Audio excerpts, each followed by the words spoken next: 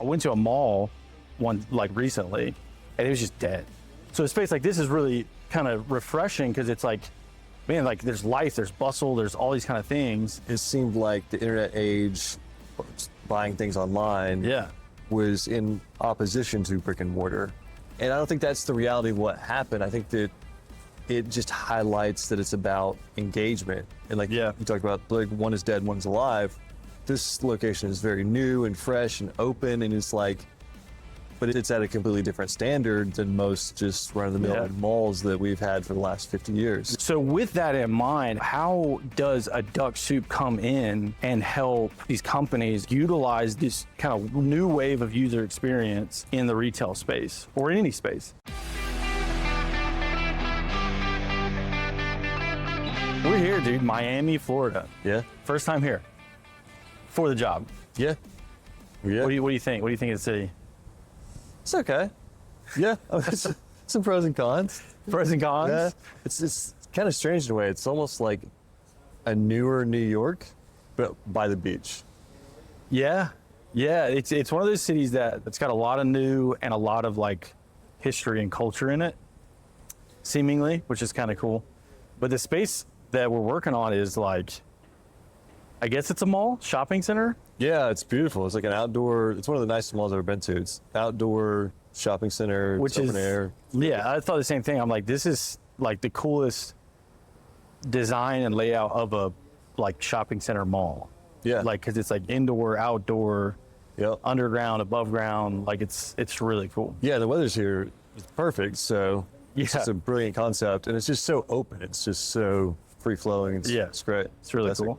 So how does a company like yours with like based in the DC area end up down in Miami? Because it seems like from typically within the industry that either A, people can't make sense to justify that long of a distance unless it's a like really, really large project, which this is like not a small project, but it's not like new building, new construction.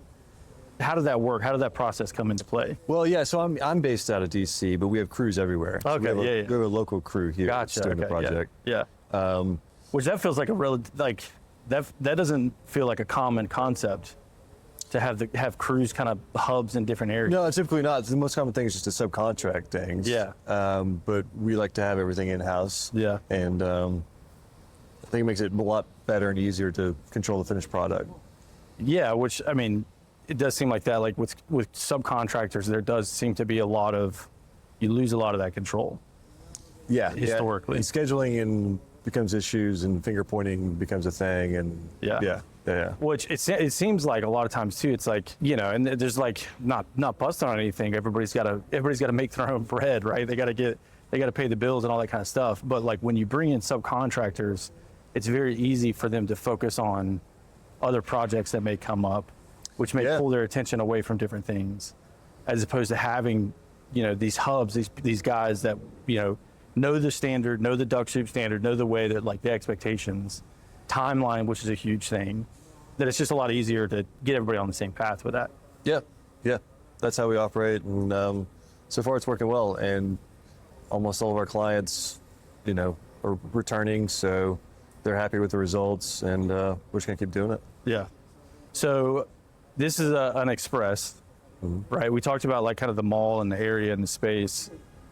And I know this is like, obviously Duck Soup is not, there's tons of market research and concepts and all of those type of things that would kind of indicate certain patterns of behavior when it comes to things. But one of the things that I've kind of noticed, and honestly, it's a funny story. I went to a mall like recently, and it was just dead. Like there's just like nothing going on in there. Sure. Like, and I remember walking around and I was like almost in this like grieving process, because like when I was in high school and college, it's like the mall was like the coolest thing in the world. Yeah. Right? Like you go, you got these like stores are bumping, like all these type of things. And then kind of we had this huge online wave where it was like, okay, well, you can kind of find product cheaper, things cheaper and faster, or whatever. You don't have to leave your house. And so that user experience kind of goes away. And with that, seem like brick and mortar spaces, and again, we're not in that industry of like market research, but it seemed like it just starts dipping and dipping and dipping. Yeah. Based on like quality, user experience, like the atmosphere kind of goes down, like the malls kind of die down. So a space like this is really kind of refreshing because it's like, man, like there's life, there's bustle, there's all these kind of things. So with that in mind, how does a duck soup come in and help, these companies utilize this kind of new wave of user experience in the retail space or in any space?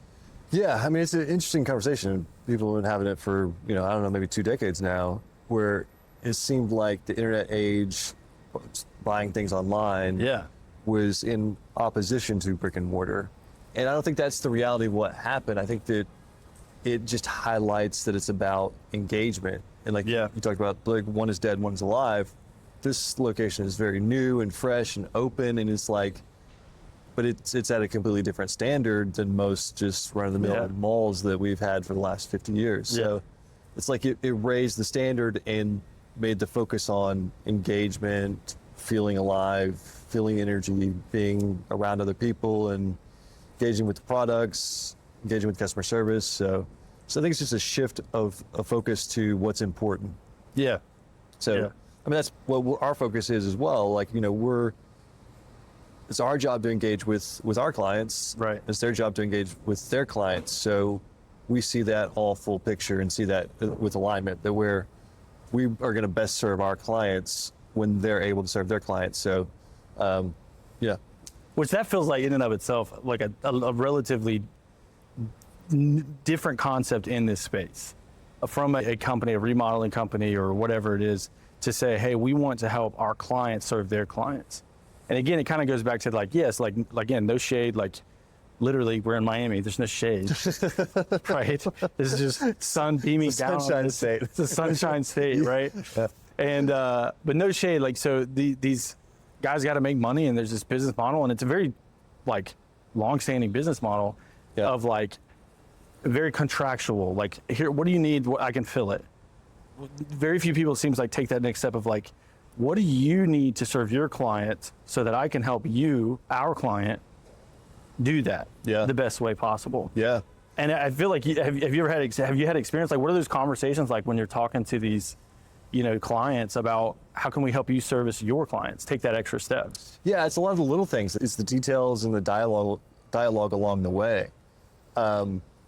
Getting them to state their objectives, and so that way we can help foster that, because we have a slightly different perspective, and then we can advocate and work alongside of them. Like this job in particular, they knew that they were on the 4th floor, and they wanted to come down to, I'm assuming it's a more prime location on the 1st floor and more of the hub. So there was an existing set of fixtures that was there. They said, well, we're not sure if we can keep these fixtures. Maybe we have to bring in all new fixtures. So they had a couple of small questions and had a quick conversation with them, stopped in, gave them the answers that they had, understood their objective, and was able to help them with the decision. Yeah. Which, I mean, could have been the difference of $30,000, $50,000, $70,000. Yeah. But the important thing was having the conversation, the dialogue, and then we could achieve the real objective for what they were trying to do. Yeah, because it seems like too, it's like construction projects seems like it's kind of like, okay, well, one of two things, there's quality or there's time. And I think that's kind of the long-standing thing is like, okay, well, you can have it really good or you can have it really fast, but you can't have both. Yeah. And it feels like what you're saying is I can step in and there's no reason you can't fully have both if we can have the conversations to identify what you actually need. Yeah. Because if we're just stepping in kind of throwing the same playbook at it, then yeah, I mean, it may be one or the other. But if we can actually have that dialogue conversation. Well, the reason why they want it good or cheap or fast is because they want to grow their bottom line. So the thing that really matters is the bottom line. So you might be willing to pay for a higher quality if you know that you can get the return for it. So just taking it back to that focus, and that's the equation. Let's get back to that. Asking that question. So what is in your experience of some of these similar projects you had, what is the kind of customer feedback of, hey, we did this remodel, we did this thing? Has that been has there been customer feedback where it's like, okay, this is like actually impacting things? Has it been kind of status quo? I mean, we don't want to bust anything up, but like what is that kind of feedback after a project is finished? Yeah, I mean, typically it's great. I mean, it's the dialogue from start to finish just makes things go so much better. I mean, this store, still not exactly sure if it was miscommunication or misunderstanding or somewhere, but like the previous tenant, I believe, had taken the speakers for the music system out. Interesting. So it's just calling that out early on, day 1, day 2, having the conversation back with the client. Yeah. Like, okay, here's a scenario. We can do A, B, or C, or maybe there's a different alternative, but it allows them to pivot quickly so that way we can get the store open. And they don't get caught off guard. Yeah. You know, yeah. 9th hour coming in, store's got to open, and oh, dude, we don't have music. Yeah, they got a little like obviously speaker on the cash wrap. Everybody got their phones out, just trying to sync up, hit play at the same time. Yeah. So that's the interesting thing too. It's like that's taking that like client perspective of like, okay, well this is going to be something that they want to know. Yeah, because I mean, it's back to the engagement. Well, why do retail stores have music? Every retail store has music. Yeah. Yeah. Well, it's because it's part of the environment. Like, right. You walk in there, as a customer, you hardly ever think about it. Yeah. Unless you get a phone call and you want it to be quiet. Like, right. Hardly ever think about it, but like they're trying to put you in a type of mood that's more engaging, so to make the store more inviting. Yeah. So it's important. And knowing that those things are important and 10 other things helps the client really to achieve their goal. Yeah. Which feels like that is a big difference. It's just like having that mindset of like, I'm gonna take this project on with the mindset of like everybody included in the process and the ultimate end goal, which is user experience, building up the client, which has been fantastic. The goal is for the client to be super happy and productive with their business. The goal is not to check the box. That's the key. Yeah. Now, I mean, obviously we can check the box. You don't want a contractor who can't check the box. Do punch lists, complete the task, but do more than that. Yeah. See and understand what's actually happening. Yeah, that's really good. Yeah, you don't. Well, yeah, that's kind of like the fine line too of like we're not trying to do your job for you. Sure. Right. Yeah. We just want to help you if you need us, and then have eyes, because your eyes on the ground, right? So like most of these people, like the companies, organizations, like you have eyes on the ground, but also like you have eyes on the perspective of like, hey, speakers are not here. Yeah. You know, this outlet's missing. If you want to register here, you need an outlet here. We'll have to run something here. Like those are the kind of the extras that's like, you know. Correct. Yeah. We're not trying to tell them how to think. Yeah. Right. Like it's just about dialogue. Yeah. It's presenting the problem, a few possible solutions. Maybe they have a completely different solution. Right. Because we're never going to just not identify a problem and not bring it up. We're never going to bring up a problem without presenting some form of a solution. But at the end of the day, it's a conversation to see what is the solution that they want as they understand it.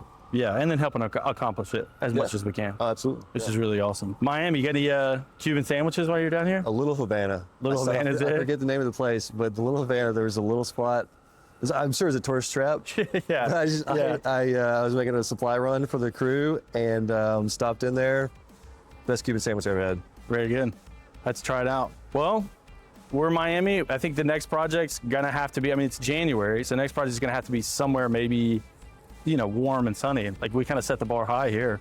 Yeah, it's not too bad. I mean, it's, I don't know, 30, 40 degrees back home. Yeah, happy to be there. That's like the ducks, right? They migrate for the for the winter. That's what Duck Soup's doing right now. That's right. Love That's it. right.